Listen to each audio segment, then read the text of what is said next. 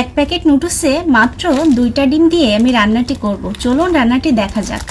মাত্র 2-3টা মরিচ, মালয়েশিয়ার মরিচ, একেবারে ছোট, এই মরিচ দিয়ে আজকে নুডলস রান্না করব।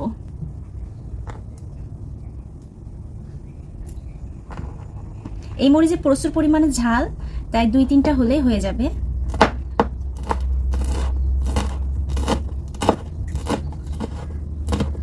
মরিচগুলো আমি কুচি কুচি করে কেটে নিয়েছি, সাথে হাফ পেঁয়াজও কেটে নেব কুচি কুচি করে।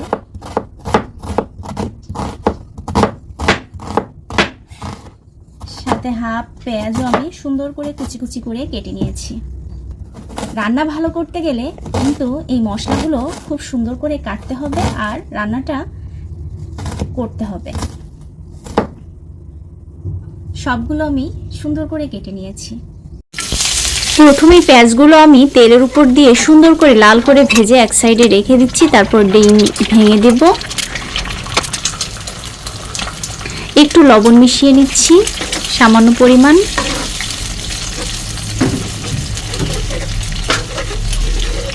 ডিমটা যখন একটু ভাজা ভাজা হয়ে আসবে তখন কিন্তু নুডলসের যে মশলা আছে সেটা দিয়ে দেব।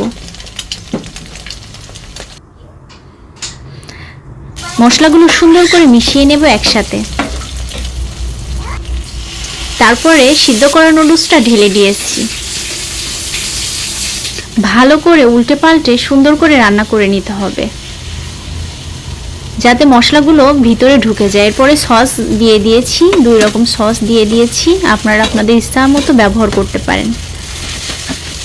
এই তো আমার রেডি হয়ে গেছে নুডলস, এবার খাওয়ার পালা। প্রিয় বন্ধুরা, এভাবে ধোয়া ওঠানো নুডলস খেতে কিন্তু দারুণ লাগে। বিসমিল্লাহ।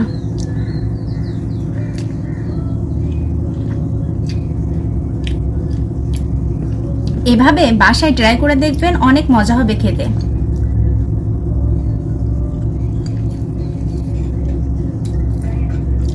আজকের মতো ভিডিওটি এখানেই শেষ করছি। সবাই ভালো থাকুন, সুস্থ থাকুন। আল্লাহ হাফেজ, টাটা।